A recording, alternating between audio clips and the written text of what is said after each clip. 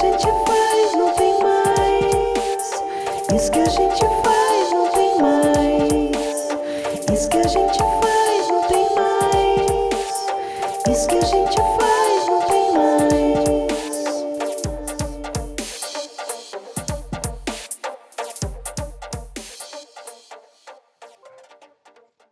Como um coletivo artístico se mantém junto em uma pandemia? Durante o isolamento, a busca por novas formas de apresentação e de encontro foi uma constante, preenchendo simbolicamente algumas lacunas do trabalho presencial. Teatro filmado, experiências online, peça-filme, peça-site. A criatividade imperou no contexto pandêmico, gerando formatos híbridos para programações artísticas. Mas que outras formas de interpretação e que outros requisitos são necessários para esse diálogo com outras tecnologias, com outros formatos?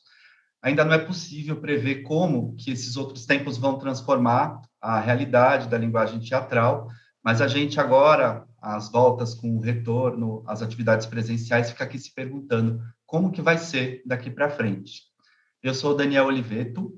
E eu sou a Natália Pereira, nós somos integrantes da Companhia Experimentos Teatrais, e nessa aventura pelo formato podcast, a gente conversa com 4 grupos catarinenses de teatro, e a gente se pergunta, isso que a gente faz não tem mais? Isso que a gente faz não tem mais. Isso que a gente faz não tem mais. No nosso primeiro episódio, a gente tem a honra de receber essa gente linda, nossos amigos da Lavaca, Companhia de Artes Cênicas de Florianópolis. A gente está aqui com a Milena Moraes, que é atriz, produtora, musa bilíngue, mãe de 2 meninas incríveis, e o ator, diretor, produtor, roteirista e pai do Tito, Renato Turnes. Bem-vindes! Obrigado pelo convite. É sempre um prazer estar conversando com vocês, né, que além de colegas e bonitos, também são nossos amigos, não é, de longa data, e especialmente estar aqui refletindo, né, sobre tudo isso que nos aconteceu e como vai ser daqui para frente depois dessa experiência traumática / desafiadora que vivemos recentemente, né? Obrigado. Gente, agradecida de estar aqui, muito feliz mesmo de poder encontrar vocês, né? Saudades, muitas saudades, mesmo que seja aqui através desse olhinho aqui. É muito bom a gente não se sentir só, né? Já foi pior. Agora a gente está rumo ao desbunde. Não sabe, como alguém disse hoje, não saberemos se, né, daqui para frente viveremos uma grande micareta. Sabe que eu fiz uma analogia outro dia? O Esteban falou e eu fiquei pensando nisso. O Esteban estava falando del destape no Uruguai, quando acabou a ditadura. E que daí, a partir daquele momento, isso foi, sei lá, 85, tudo que não podia passou a poder. Então, em 6 meses antes, os adolescentes não podiam andar, homem não podia andar com o cabelo aqui na gola da camisa. No ano seguinte, meu bem, tudo podia. E este homem, Esteban, obviamente ninguém é obrigado a saber, é o meu esposo, companheiro de vida, ele tinha 15 anos. Agora você imagine ele destape para uma pessoa que tem 15 anos. Eu vou me sentir assim, cara, daqui a pouco, quando chegar o semestre que vem.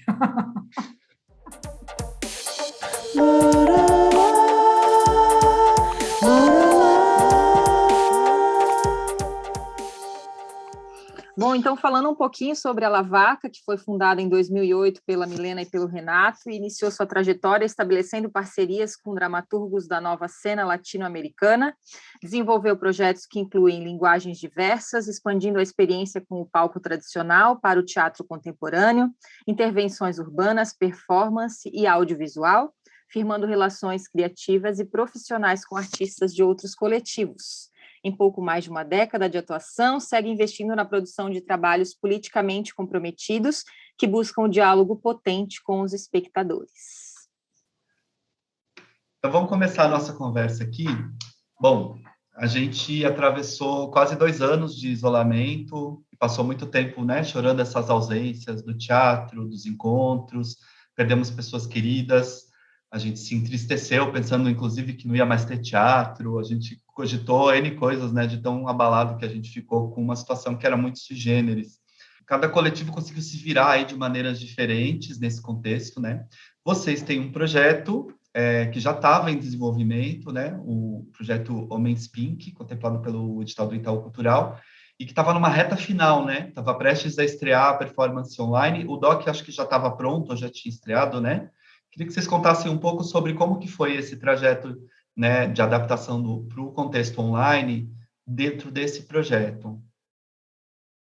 Bom, na verdade, o Homens Pink, sim, como tu falou, ele já estava em andamento, né? O projeto ele contempla, digamos assim, duas ações principais, que é o documentário, o filme documentário, né? Que a gente produziu antes da pandemia, né? Então, toda a parte de filmagens e gravações e tudo isso, entrevistas, a gente realizou antes da pandemia. E durante a pandemia a gente já estava com ele praticamente finalizado, assim, editado e tudo mais. Então, o finalzinho da produção foi já naquele começo pandêmico e a estreia se deu em plena pandemia, assim, né? E então, na verdade, a estreia do filme, ela de alguma forma se coordenou com como também os eventos e festivais de cinema e esse tipo de evento se adaptou, né, diante dos tempos pandêmicos. Então, os festivais que eram essencialmente presenciais, com algumas ações online, acabaram se tornando totalmente online, assim, né? E o filme acabou cumprindo, né? Está ainda cumprindo uma carreira assim de difusão nesses eventos de forma online. A segunda ação importante do projeto era a peça, era daí um espetáculo teatral, uma performance que também, né, bebia da mesma fonte, digamos assim, do documentário, que eram as entrevistas, né? Todo o procedimento documental realizado para o filme. Essa realmente nos pegou de surpresa, né?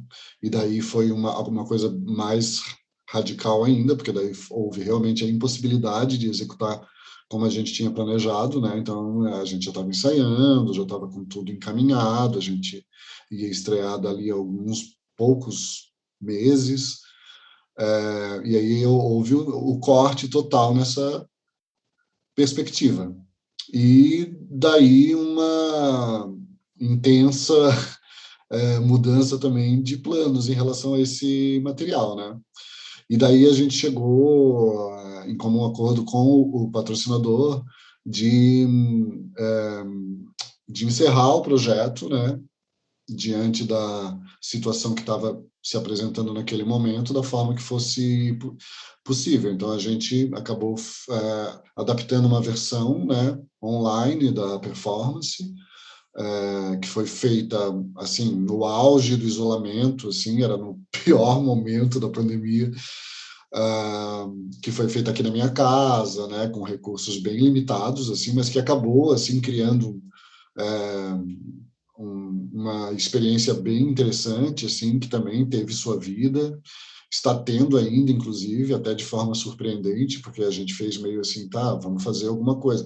Foi duas coisas que aconteceu, assim, pelo menos na minha cabeça acontece dessa forma. Houve uma necessidade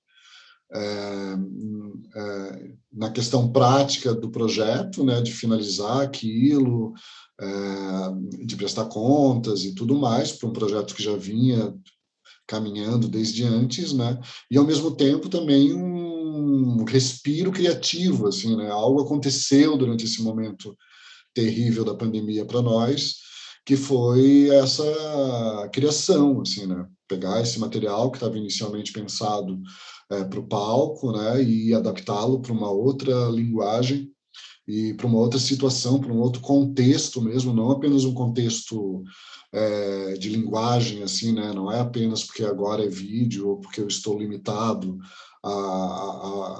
ao espaço da minha casa e os recursos são limitados e tudo isso, mas também né, de refletir sobre a situação que a gente estava vivendo. Então, eu acredito que esse material, esse vídeo, o Homens Pink, a performance filmada, documenta também esse momento, sabe?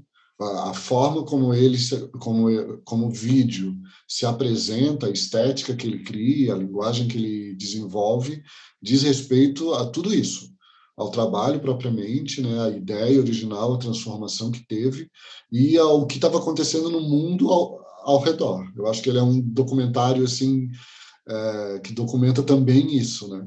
Então, durante esse tempo do isolamento, a gente precisou fazer esse tipo de reinvenção, né? E diversos outros, né? E os coletivos precisaram arranjar formas de seguir trabalhando, produzindo de alguma maneira, e alguns editais foram abertos, né? Então, a gente queria saber o que foi possível realizar, além do Homens Pink, que estávamos falando, o que foi possível realizar nesse tempo de maior distanciamento, né? O que a companhia pôde produzir nesse tempo. Bom, como o Rê estava falando, né, a gente teve esse momento dessa transição de linguagem aí, do material pré-existente, que já estava prestes a ser presencialmente estreado, isso realmente foi um respiro. Estrear o filme foi muito, muito maravilhoso, assim, para sentir que a vida ainda acontecia em volta da gente, com o que a gente produz e faz, né? Então, eu sinto que esse momento, 2020, foi um momento também da gente, como classe, se articular muito. A gente foi obrigado, por livre e espancada vontade, a gente foi obrigado a se articular, e isso foi muito bom. Particularmente, pessoalmente, como pessoa e como artista, isso também foi um combustível para não sucumbir, sabe? Sentir que as coisas estavam andando, as setoriais conversando, pululando, e todo mundo tentando, né? Tentando remar para o mesmo sentido, assim, até porque a gente não tem opção, né? No contexto que a gente vive político, a gente não tem opção, é isso aí que tem para fazer.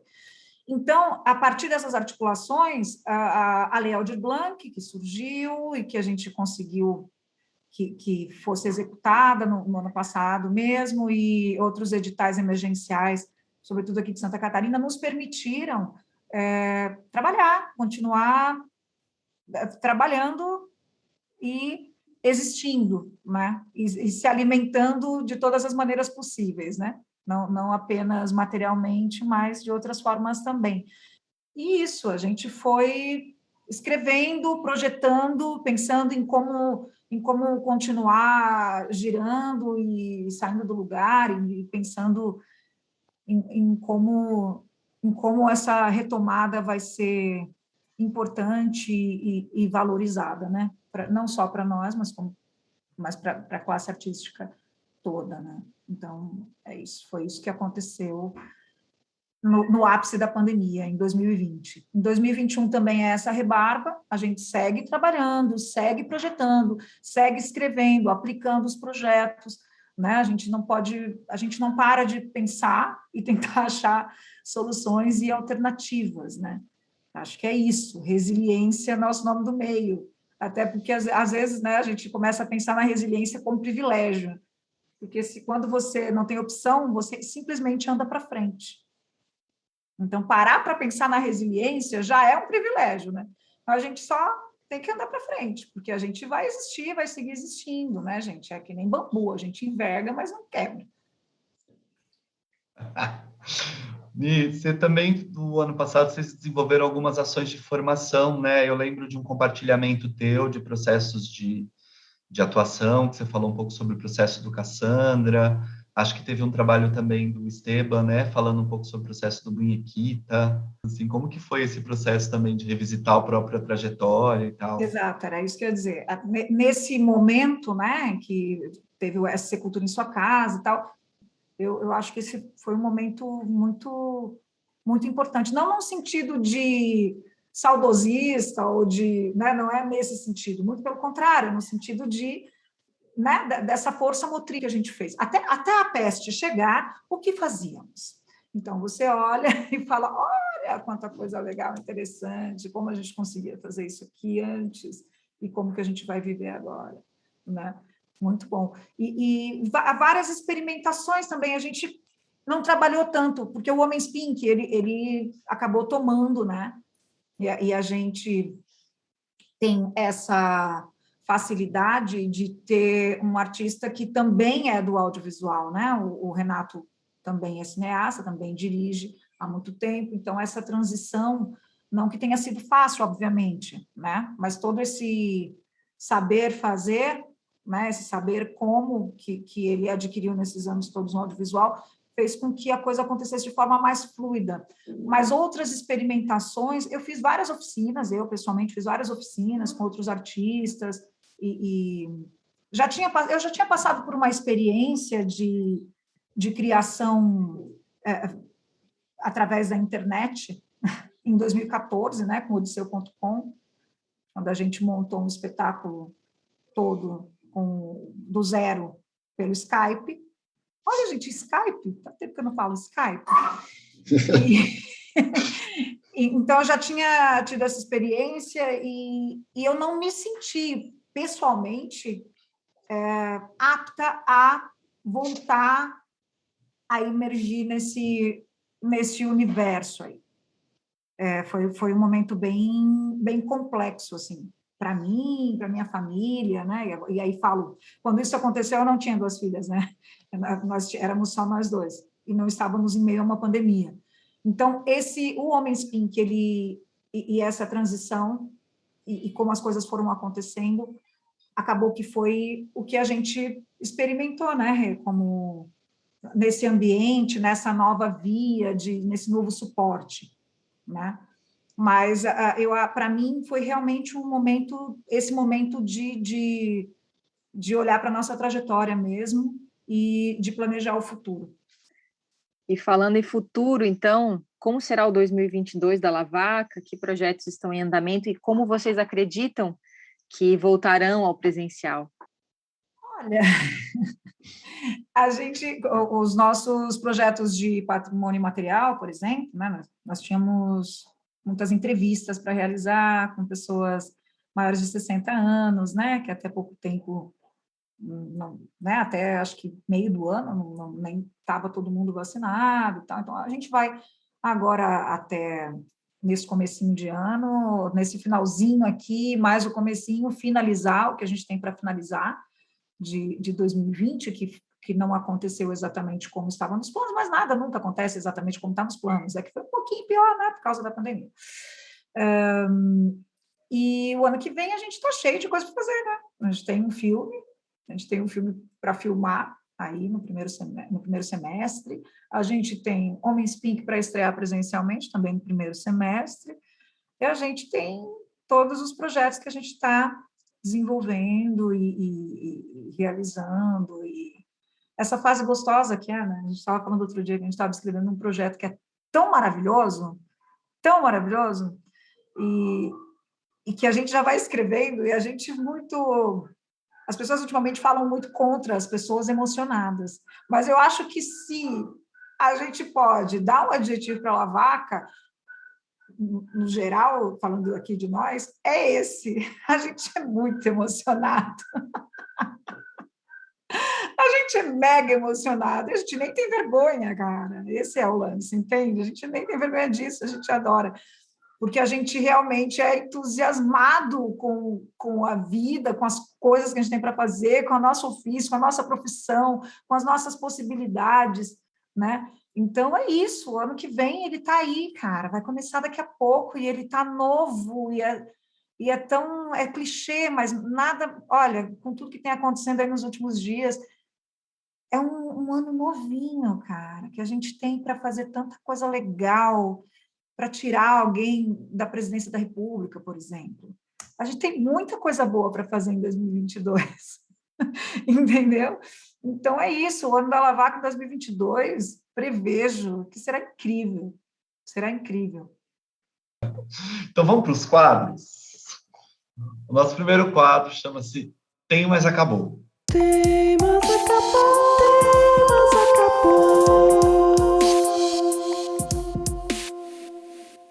Então, a gente pergunta a vocês, qual a última memória que vocês têm, mais marcante, ou a última, do teatro presencial?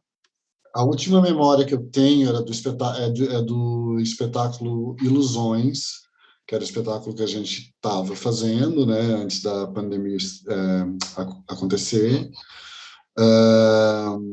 E eu estava lembrando disso, engraçado, eu estava lembrando ontem, eu estava contando essa história, que é um espetáculo que ele é muito dialogado para o público, assim, né? Então, assim, não existe nenhum resquício de quarta parede nesse espetáculo, é totalmente uma história conversada com as pessoas, e eu tava falando sobre isso, né, como isso é uma das coisas que eu, né, entre as muitas coisas que eu sinto falta, essa talvez é a maior, né, de estar em cena e estar totalmente aberto para as aberturas inúmeras que estão diante de mim, assim, das pessoas, tal. E eu lembrei disso, que o Ilusões era bastante isso, né? Era o teatro, né? Na minha cabeça, o teatro no que ele tem de mais comunicação, assim, né? Então, eu sinto muita falta disso e tenho lembranças boas desse último espetáculo que a gente fez, presencial, né? Por causa disso, assim, lembro de uma cena no Sesc, que tinha uma moça que o telefone não parava de tocar, lembra disso, Milena? E era bem no meu monólogo, assim, tipo, e daí rolou toda uma interação com essa mulher, e as pessoas riram muito, e ela também. Cenas como essa que eu adoro em teatro, né? O Dani sabe. Tipo assim, que eu dou minha vida para um momento desse num espetáculo de teatro. Assim. Então, como estamos os dois no mesmo elenco, do mesmo espetáculo, da mesma companhia, não é mesmo? A última apresentação num palco que a gente fez foi o Ilusões, no Teatro Álvaro de Carvalho, em fevereiro de 2020, né? E eu estava me lembrando que calma, eu estava passando, eu fui ao dentista e passei por trás do TAC, e isso foi bem, quase um ano, um pouco mais de um ano, e eu comecei a chorar. Eu passei atrás, ali por onde a gente entra de serviço, TAC, na rua de trás, comecei a chorar. E como isso de estar em cena e esse encontro, como ele faz falta para a gente, fisicamente ele faz falta, fisicamente, o meu corpo pede. Então, tem essa expectativa para estar de volta no camarim,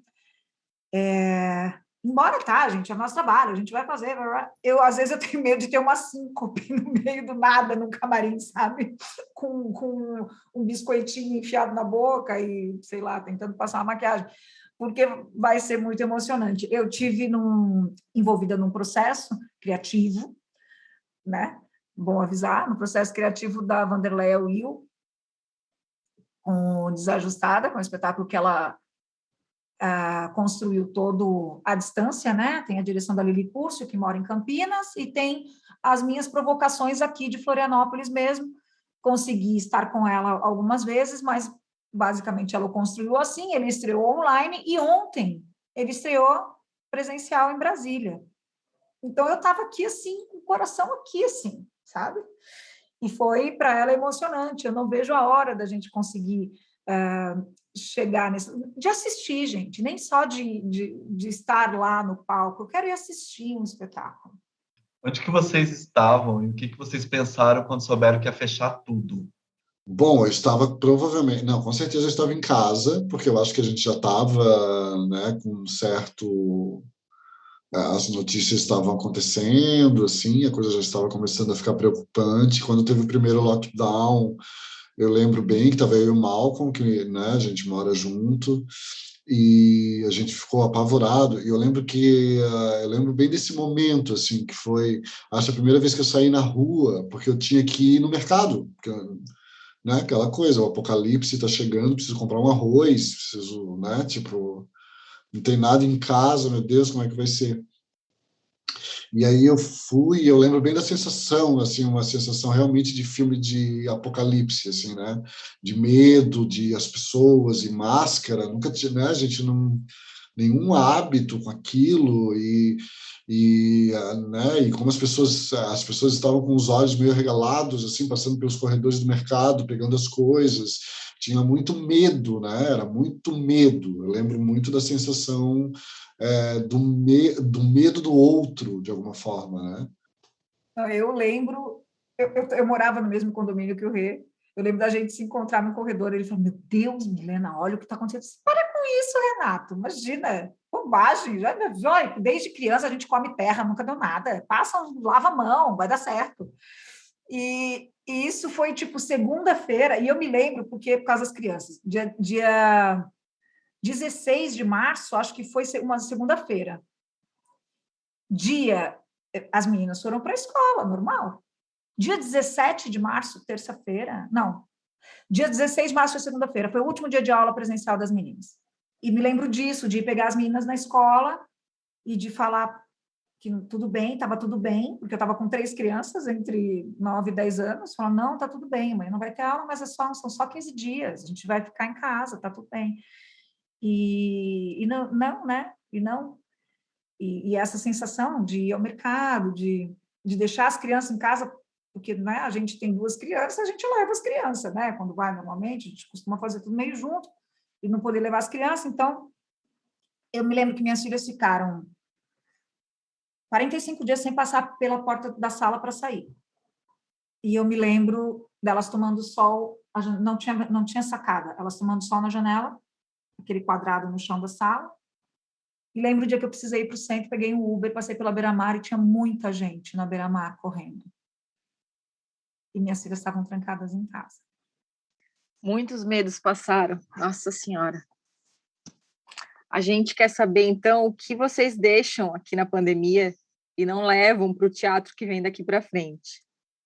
Bom, eu espero não levar o Bolsonaro para o teatro ano que vem. Eu espero que ele desapareça da vida pública brasileira, especialmente que vá para a cadeia, porque é o que esse canalha merece, né? Então, se tem uma coisa que piorou tudo, que já era, né, eminentemente horrível, foi como o governo federal brasileiro levou as coisas, né?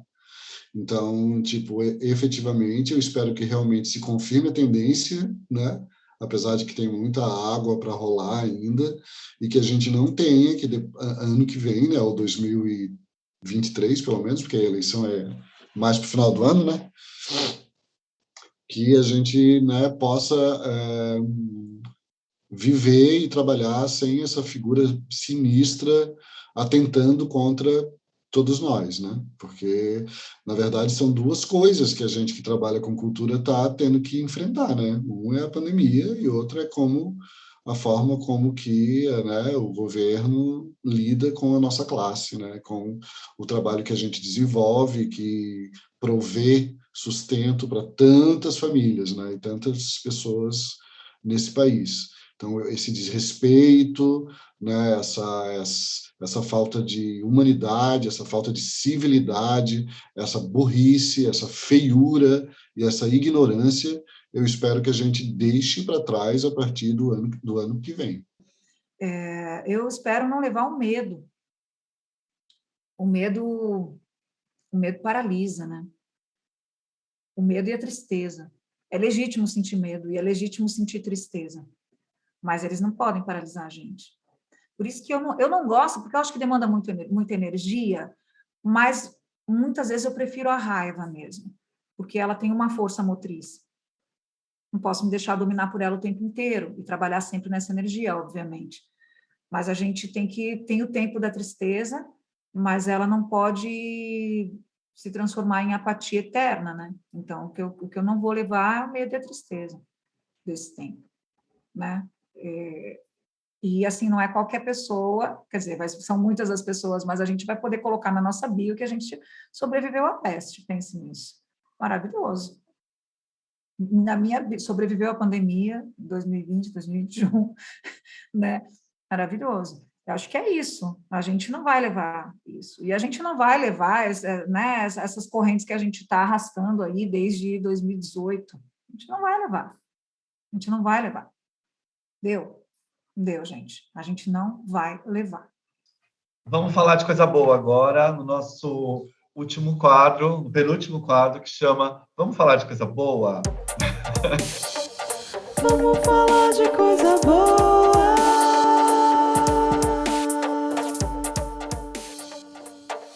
Vamos falar de planta. Todo mundo agora tem planta. Vamos trocar Lembra? receita. Nos anos 2000, a gente não conseguia nem escovar o dente direito. Agora a gente cuida de plantas. Pessoas, por favor. Todo mundo agora tem uma planta, tem uma estante. Olha lá atrás, tem planta, tem estante. Olha lá, todo mundo tem. Mas vamos falar de coisa boa. Que obra artística, nesse contexto de pandemia, vocês acham que arrebatou, que foi uma obra bonita de se ver? Olha, o trabalho que eu mais gostei de ver, assim, vai parecer um pouco, assim, como dizer, partidário, né? Mas, assim, o trabalho de Cena 11 foi demais, né? O Matéria Escura, que eles estrearam esse ano, na verdade. Eu acho que foi a que mais, no meu entendimento, chegou num lugar profundo da questão toda, sabe? Chegou num lugar muito lindo disso tudo. Mas tiveram várias outras coisas legais, assim. Eu acho que teve um primeiro momento, assim, né, a minha experiência pessoal foi um pouco resistente, eu confesso. Durante o primeiro momento, assim, eu entendia que tinha muito de desespero, né? Tinha muito de socorro, eu preciso viver. De minha parte também, eu acho que da parte de todo mundo, e que muita coisa que a gente via era mais fruto disso, assim. Mas depois eu acho que essas coisas começaram a acontecer de um outro jeito, assim, né? E quando eu cheguei já em 2021, ao assistir o trabalho do Cena 11, eu pude ver algo que transcendia essa urgência desesperada, essa coisa um pouco simples que aconteceu no começo, vou fazer o meu espetáculo agora, só que agora é online ou é filmado, então ficou muito essa coisa do teatro filmado, assim, como eu via no começo, né? Eram muitos... enfim, até que a gente chegou em linguagens que realmente exploravam as possibilidades do ambiente, né, das plataformas e tudo mais. Eu me dediquei, há muitos meses desse ano, a estudar a tradição de mulheres artistas. Então, teve muita coisa que eu nunca vi presencial e que eu pude ver filmada, que não foram feitas para serem filmadas, tá? Então, teve vários trabalhos que eu vi e gostei muito e fiquei muito afim de ver presencialmente. Mas foram coisas que realmente deram aquela arrebatada no coração, sabe? Então, tem aí o trabalho da Angélica Lidl, tem o trabalho da Carol Bianchi, que são trabalhos que eu quero muito ver ao vivo, né? Ver o que elas fizerem, que chamar e falar, vai ter presencial, eu vou ver, né? Tomei contato com elas, com o trabalho delas agora. E de várias outras mulheres e várias outras artistas que antes só, né? A gente fica meio naquele estado catalisador aí durante um tempo, né? E depois a gente começa a se aprofundar quando determinadas coisas nos interessam. Então, coisas que eu já conhecia, mulheres que eu já tinha ouvido falar, mas que me foram apresentadas com mais contundência agora nesse período, né? Ana Mendieta, por exemplo, que era só um borrão e aí foi tomando outras formas para mim, né? E tem um trabalho que eu vi que, mais do que arrebatador, esse contato que eu tive com essas artistas, foram muito interessantes, assim, foi realmente algo que me demoveu aqui, né? Mas eu vi um trabalho muito delicado e que foi feito para este momento, assim, foi feito durante este momento, que foi o Maria da Aparecida, que fala sobre a vida da Maria da Aparecida, que é uma cantora negra, foi uma cantora negra de ópera brasileira, que foi morar na França, e fala um pouco da história dela. Johnny que é dramaturga, né? Uma mulher foda. Acho que ela é paulistana, mas a vida dela toda é em São Paulo mesmo. Uma dramaturga bem conhecida no Brasil, e ela atua, e ela faz a Maria da Aparecida. E eu fiquei tocada com o trabalho. É um trabalho que tem uma coisa meio videoarte, né? Tem muita locação, foi uma produção, depois eu participei de uma conversa, foi uma produção bem de guerrilha mesmo, e aconteceu durante a pandemia, e o resultado foi, acho que uma série, acho que fizeram com a Leão de Blanc também. São 4 episódios, estão todos no YouTube. E eu gostei, ficou bonito. Tem um trabalho documental também, e foi um trabalho delicado e bonito, ao mesmo tempo que dolorido, mas ficou muito bonito. Eu só queria citar também que teve muita live, né, de música, e né, eu acho que a live da Maria Bethânia, né? Não posso deixar de citar a live de Maria Bethânia, né? Que foi das coisas mais lindas que puderam acontecer nesses tempos para mim. Foi aquela noite, assim, tipo, lindíssimo. Só queria deixar isso no ar. Eu acompanhei muito a Tereza Cristina também, falando de música, né? Quantas noites passei ali, ó, só com o celular aqui, posição fetal, tendo um respiro. Tereza Cristina, ouvindo ela conversar com as pessoas, falar mal das mesmas pessoas que a gente fala, e ter as suas participações ali, que foram incríveis. Na verdade, eu acho que eu passei um momento muito querendo ver ideias, assim, tipo, acho que mais isso, assim, tipo, queria que alguém trabalhasse por mim, sabe?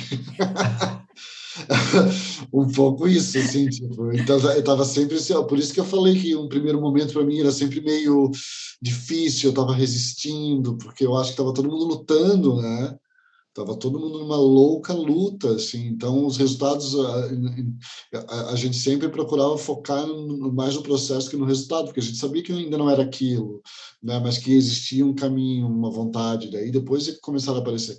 Então eu fiquei ao mesmo tempo interessado, né, no que poderia surgir, no que me interessasse, assim, em termos de linguagens e tal, e ao mesmo tempo resistente também, né? Eu lembro de um momento em que eu virei uma velha, assim, do tipo, né, mas isso não é teatro. E daí o que é o teatro, né? Tipo, é um pouco que eu acho que causou essa discussão, assim, essa reflexão. Tá, o que é a essência, né? Existe? É viável ainda falar sobre isso? Que nome a gente vai dar para isso, né? A coisa precisa ter um nome para que ela exista no mundo que a gente vive, né? E é teatro, então, então as outras, web performance, teatro online, todas essas nomenclaturas que as pessoas estão se dedicando a estudar, né? E eu acho que a própria academia está produzindo material sobre isso, óbvio, né? Para que a gente possa, né, ter ferramenta conceitual também para trabalhar sobre isso. Então, eu acho que foi um momento muito difícil de falar, assim, porque é traumático e ao mesmo tempo é riquíssimo, né? Então, o que vai sair disso? Então, em determinado momento, eu virei esse ancião, assim, que achava tudo horrível e que dizia, estão matando o meu teatro, sabe? Meu teatro, eu acho ótimo. Sabe? Tipo assim, mas depois eu acho que fazia parte, eu acho que essa minha atitude, que é uma coisa que eu nunca, né, não sou essa pessoa, tipo, veio de frustração mesmo. Veio de ter sido impedido em algum momento de fazer os planos que a gente tinha feito, sabe? E agora não, vou parar, não vou fazer nada até que se resolva, não quero mais, isso não é teatro, isso não presta, que merda é essa? Eu acho que foi um momento onde eu dei uma pirada na minha cabeça, tipo assim, onde eu virei essa pedra incrustada, assim, defensor de valores ancestrais, sabe? Da arte, do teatro, que na verdade não é isso que a gente é. Então, acho que depois foi fruto de frustração, gerou uma resistência, mas depois também eu fui me abrindo, assim, tipo, fui vendo que era possibilidade, e acho que está todo mundo agora se acalmando e vendo que sim, que surgiram outras formas, né, e que o teatro, na medida em que ele é né, essa manifestação ancestral do encontro, da presença, da história contada ao redor da fogueira, tudo isso, toda essa pré-história ancestral da nossa arte vai resistir, obviamente, como eu já falei antes, transformada por tudo que a gente viveu em muitos aspectos, especialmente no aspecto da nossa presença, né? Mas que outras coisas vão acontecer também, outras formas mesmo de audiovisual e de performance, sabe? Tipo, são outras coisas com outros nomes, enfim, eu acho que aí vai surgir um ecossistema outro, sabe? Onde inúmeros seres viventes ligados por algum elo, que é o da performance, que é o do teatro, que é o da dramaturgia, vão conviver. Eu imagino que, fazendo um exercício de futurologia, como eu falei, acredito que é esse ambiente que daqui a algum tempo vai ser o que a gente vai estar existindo, entendeu? É a coisa multiartística, né? A gente fala, o que você é? Daqui a pouco a gente é multiartista, porque é isso, né?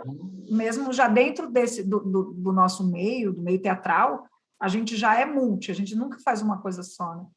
E acho que isso vai acontecer também assim. Acho que a interdisciplinaridade, tudo acontecendo meio que em rede, e acho que é isso. É difícil falar, né? É uma pergunta simples, né, Dani? Mas ela vai para todo lugar. Eu não tive, eu já tive essa sensação muitas vezes na vida, meu Deus do céu, por que eu não pensei nisso? Né? Muitas vezes.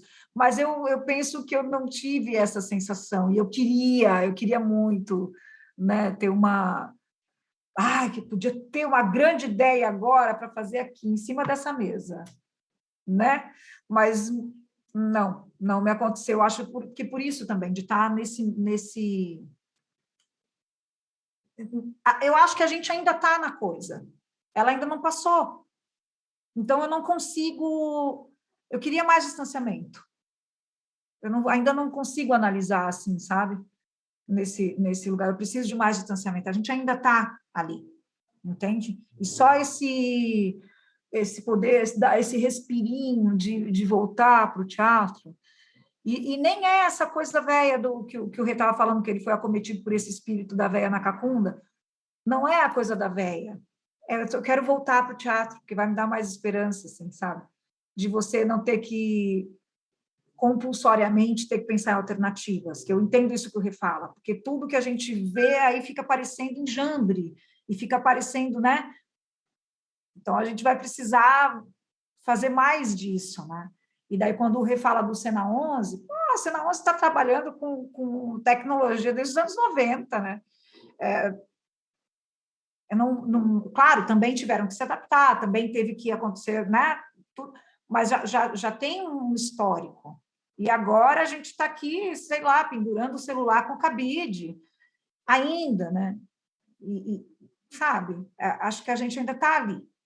Mas tudo isso é escopo para o que vai acontecer, né? O Dubate fala sobre o Tecnovive há muito tempo, né? Já existe em 2000, eu lembro que em 2015 um festival, um seminário que teve sobre, eu esqueci o nome agora, em Paris, que o Carreira foi, que falava sobre essa interface, né? Sobre esse do performer com o virtual e enfim, isso já existe. Eu acho que agora vai ter mais escopo, mais material para a gente seguir trabalhando e estudando, mas ainda me sinto nesse momento que a gente pode fazer uma analogia com o Bombril na ponta da antena, nos anos 90, mais ou menos. O nosso último quadro leva o nome do nosso podcast, que é essa pergunta capciosa que a gente se faz. Isso que a gente faz, não tem mais?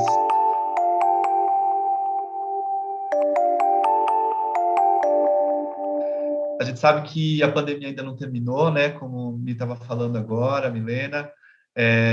Tem muitos cuidados ainda que são imprescindíveis nesse momento. A gente teme um retorno, uma outra onda, isola. Mas Eu queria que a gente pensasse, a gente falou um pouquinho agora há pouco do que a gente não queria levar dessa pandemia. Então, vou terminar perguntando para esse novo lugar onde a gente está indo, para essa nova, para esse outro teatro, para essa retomada, o que vocês gostariam de levar desse trajeto, das coisas que a gente aprendeu nessas janelas, dessas distâncias, sendo um pouco poliana do Apocalipse, o que a gente leva dessa neblina, desse lugar que a gente teve que atravessar? Eu acho que a gente vai levar a experiência, né? A experiência que a gente teve, obviamente, porque, né, a gente é artista e, na verdade, esse é o nosso trampo, né? Tipo, levar as nossas experiências para esse lugar do compartilhamento. Então, acho que, obviamente, como eu falei, a gente ainda vai falar sobre isso, né, por algum tempo, né, de formas mais ou menos literais, mais ou menos abstratas, né. Eu acho que ainda vai ter ainda alguns processos em termos de... E aí eu estou falando mesmo em termos de dramaturgia, sabe, de abordagens, de narrativas, né? Eu acho que ainda vai se falar sobre isso de diversas formas, mais ou menos metafóricas, mais ou menos realistas. A gente ainda vai falar sobre isso por bastante tempo. E acho que em termos assim mais no aspecto estético, na questão das linguagens, eu acho que vão se desenvolver, já estão em processo e algumas já desenvolvidas, formas de interação entre esses diferentes meios, assim, né? Essas diferentes possibilidades, assim. Experiências híbridas, ou como o Dubat fala, liminares, né? Que são essas experiências que estão no limite entre o presencial e o online, ou seja, experiências que têm uma parte presencial, mas essa ação presencial está se comunicando com a virtualidade de alguma forma, através de ferramentas diversas, né? Através de WhatsApp, de mensagens, de transmissões, né? Esse tipo de experiência que acontece e que vai além do tempo propriamente dito da ação, né? Ou seja, que a ação é dilatada no tempo.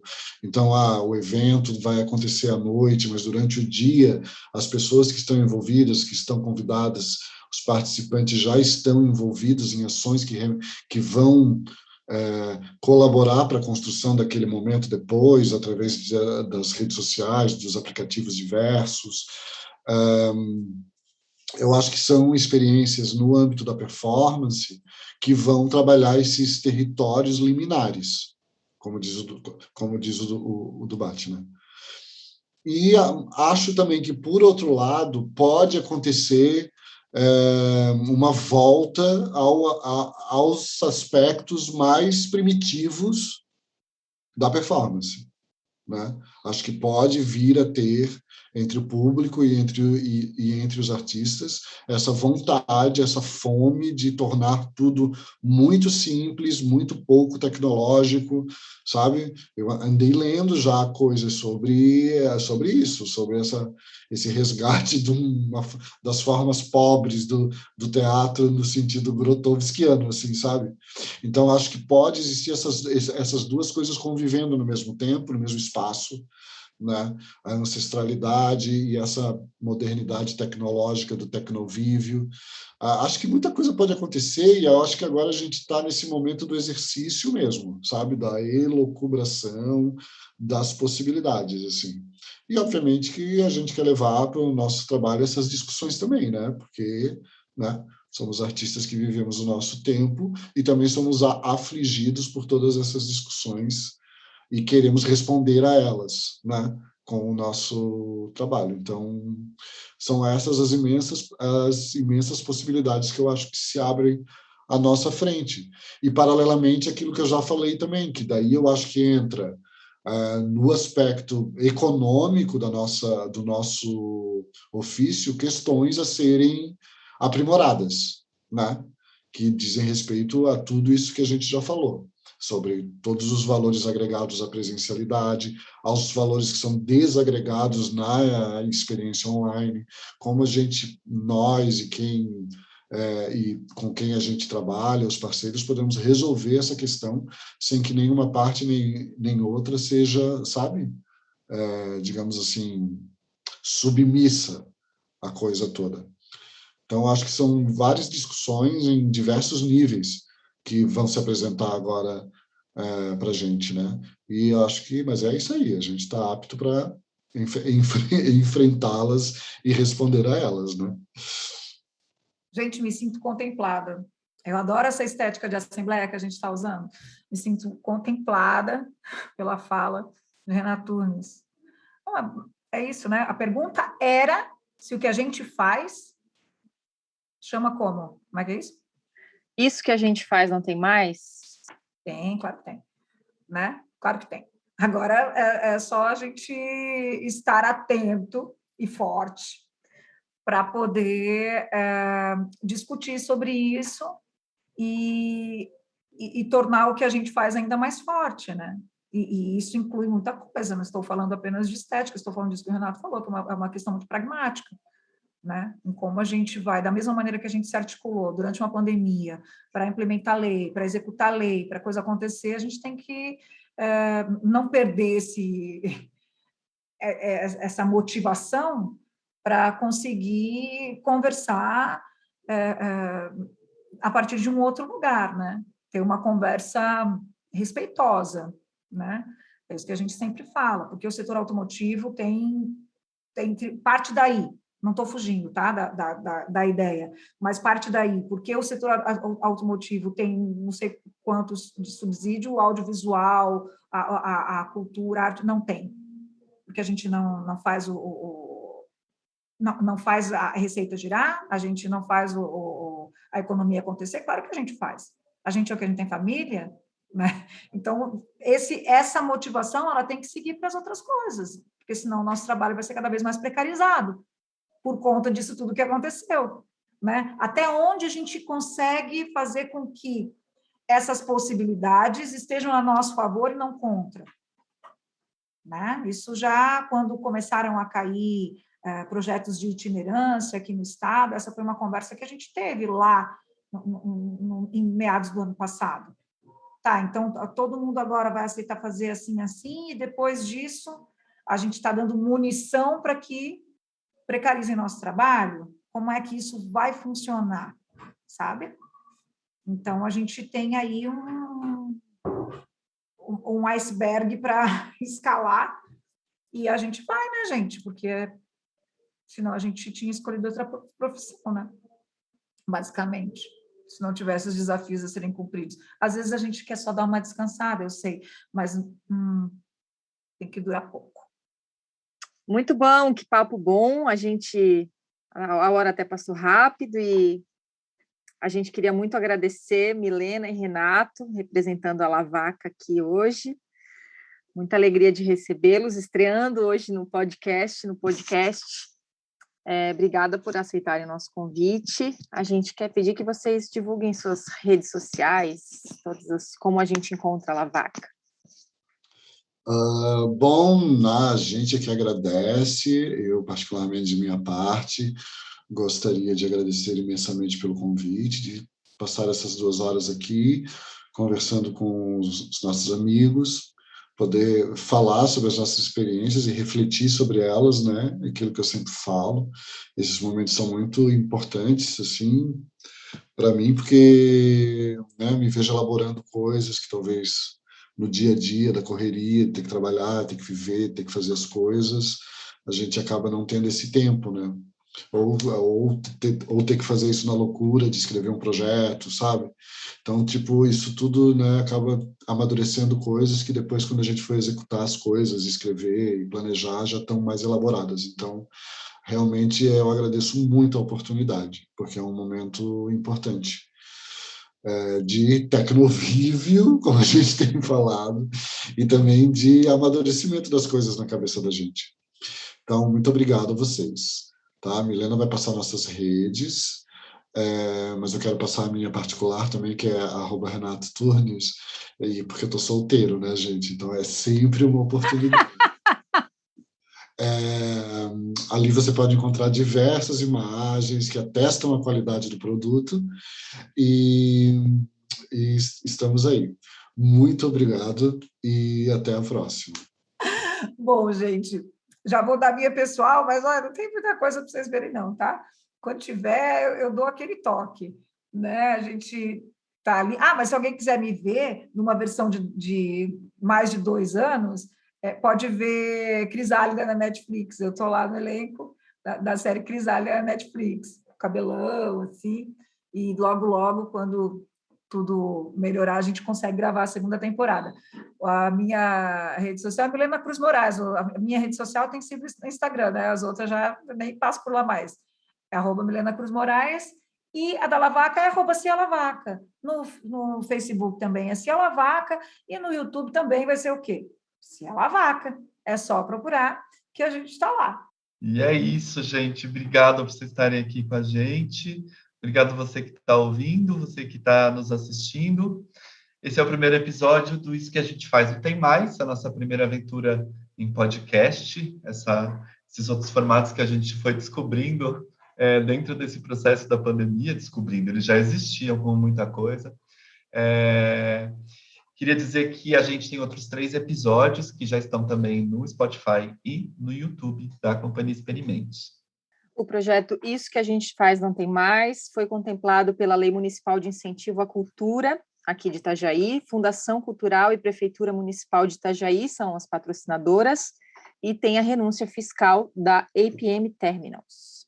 Além da Lavaca, a gente conversa também com o Cirquinho do Revirado, de Criciúma, a Companhia Carona, de Blumenau, e a Traço, Companhia de Teatro, também de Florianópolis. O roteiro é da Companhia Experimentos, a edição e finalização de áudio e vídeo é da Edra Huckenbach.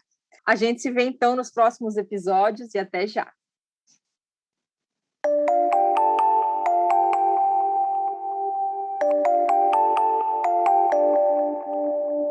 Isso que a gente faz não tem mais. Isso que a gente faz não tem mais. Isso que a gente faz não tem mais. Isso que a gente faz.